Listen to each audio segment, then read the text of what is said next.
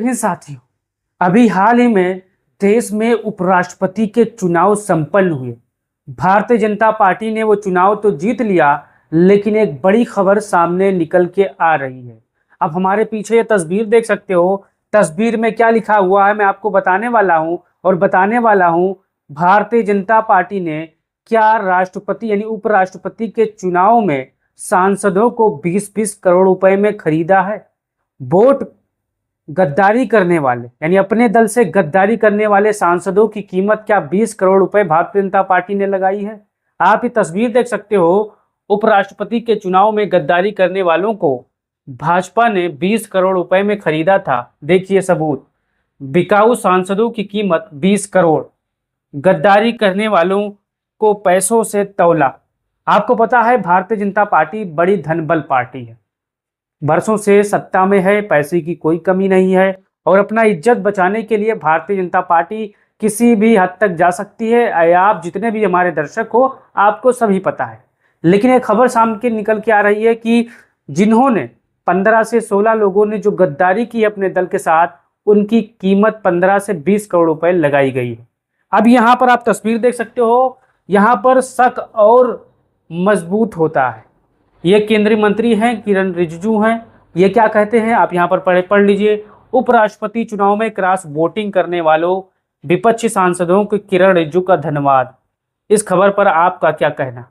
दरअसल आपको एक चीज पता होगा कि आज के जमाने में, कलयुग के जमाने में कोई चीज मुफ्त नहीं मिलती, वो फिर भी नेताओं का वोट है।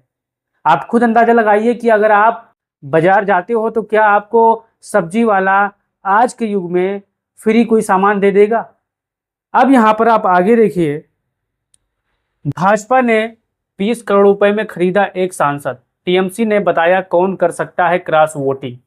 दरअसल आपको पता है कि भारतीय जनता पार्टी इस्तेमाली पार्टी है, इस्तेमाल करेगी फिर उसको निकाल कर फेंक देगी, चाहे वो सिंधे हो चाहे जो हो। आपने अपने आंखों से देखा। अब यहाँ पर आप क्या है, भाजपा ने तृणमूल नेता के आरोपों को बेबुनियाद बताते हुए खारिज कर दिया है। पार्टी की प्रदेश इकाई के अध्यक्ष और राज्यसभा सांसद सामिक भट्टाचार्य ने कहा कि उपराष्ट्रपति चुनाव के नतीजे विपक्षी एकता की कमी दर्शाते हैं।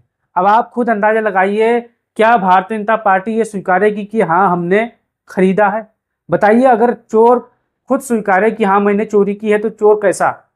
अब यहाँ पर आगे देखिए, उपराष्ट्रपति चुनाव में राष्ट्रीय जनतांत्रिक यानी एनडीए के उम्मीदवार सीपी राधाकृष्णन की जीत पर विपक्ष ने सवाल उठा दिया है। भारतीय जनता पार्टी पर तीखा प्रहार करते हुए तृणमूल कांग्रेस टीएमसी के राष्ट्रीय महासचिव ने बुधवार को दावा किया है कि भाजपा ने वोट खरीदने के लिए प्रति सांसद 15 से 20 करोड़ रुपए खर्च किए हैं। अब ये बात सही है या गलत है, कमेंट बॉक्स खुला है। क्या भारतीय जनता पार्टी पैसों का इस्तेमाल करती है? आपका क्या राय है? राय देते रहिए साथियों। अब यहाँ पर आगे देखिए, दिल्ली से लौटने के बाद कोलकाता हवाई अड्डे पर संवाददाताओं से बातचीत में अभिषेक ने कहा, कुछ लोगों से बात करने के बाद मैं कह सकता हूं कि भाजपा ने वोट खरीदने के लिए प्रत्येक व्यक्ति पर 15 से 20 करोड़ रुपए खर्च किए हैं। जनप्रतिनिधि के रूप में चुने गए सदस्य लोगों को विश्वास और भावनाओं को बेच रहे हैं। प्रतिनिधियों को खरीदा जा सकता है लेकिन लोगों को नहीं।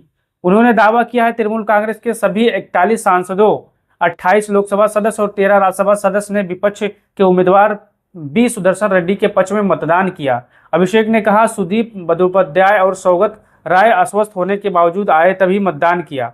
उन्होंने सवाल किया कि राजग के आंकड़े के अनुसार अधिक कैसे हो गए, जबकि विपक्षी इंडिया गठबंधन के आंकड़े कम रहे। जबकि कांग्रेस नेता जयराम रमेश ने पहले दावा किया था कि 315 सांसदों ने रेड्डी को समर्थन देने का वादा किया है। अब यहाँ पर आगे देखिए, अभिषेक ने विपक्षी खेमों में विश्वासघात की ओर इशारा करते हुए आरोप लगाया, चूंकि गुप्त मतदान था इसलिए यह कहना मुश्किल है कि क्या क्रॉस वोटिंग हुई है। विपक्षी सांसदों के वोट खारिज कर दिए गए हैं। अगर मैं क्रॉस वोटिंग को स्वीकार भी कर लूं तो आम आदमी पार्टी, आप जैसी कुछ पार्टियां जिसकी एक महिला सांसद खुलेआम भाजपा का समर्थन करती है और अरविंद केजरीवाल के खिलाफ बोलती है, ऐसे 2-4 सांसद हैं।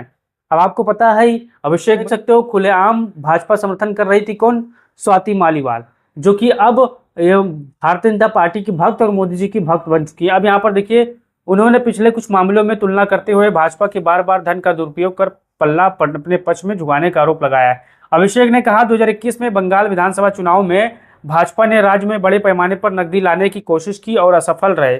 2024 में इन्होंने मतदान कर्मियों को खरीदने की कोशिश की, कुछ को 5,000 रुपए में। और यहाँ पर आप देख सकते हो भाजपा ने तृणमूल नेता के आरोपों को बेबुनियाद बताया, यानी भारतीय जनता पार्टी ने कहा है कि जो अभिषेक बनर्जी हैं वो फर्जी आरोप लगा रहे हैं। अब यहाँ पर आगे देखिए, यहाँ पर आपको अंदाजा खुद लग जाएगा कि हुआ क्या। अब यहाँ देखिए, उपराष्ट्रपति चुनाव में 14 नहीं 15 सांसदों ने की क्रॉस वोटिंग, गद्दारों को ढूंढ रहा विपक्ष, इन दलों पर है शक। उपराष्ट्रपति चुनाव के नतीजे आने के 2 घंटे के भीतर ही एकजुटता ढहती नजर आई।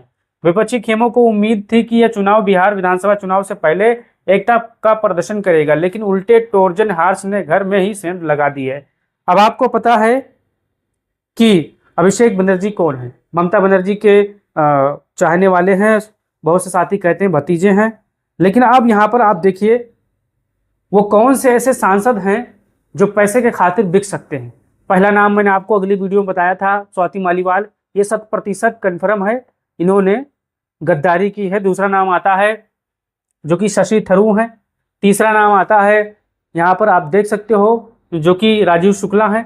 चौथा नाम आता है जो कि यहाँ पर जो काफ़ी चर्चा में है, यहाँ पर राघव चड्ढा हैं। और पांचवा अंतिम नाम आता है जो कि लगातार सुर्खियों में बने रहते हैं, लगातार यहाँ पर लगातार मोदी जी की तारीफ करते रहते हैं।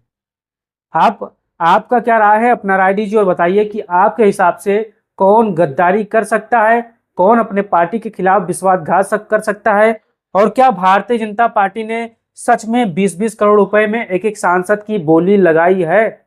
आपका क्या राय है, अपना राय दीजिए और बताइए कि क्या भारतीय जनता पार्टी उपराष्ट्रपति के चुनाव में ऐसा कर सकती है। क्योंकि भारतीय जनता पार्टी कोई दूध की धुली पार्टी नहीं है। चुनाव जीतने के लिए, उपचुनाव जीतने के लिए तो वोटर लिस्ट यहाँ पर हेरफेर कर देती है, बड़ा चुनाव जीतने के लिए वोट चोरी कर लेती है।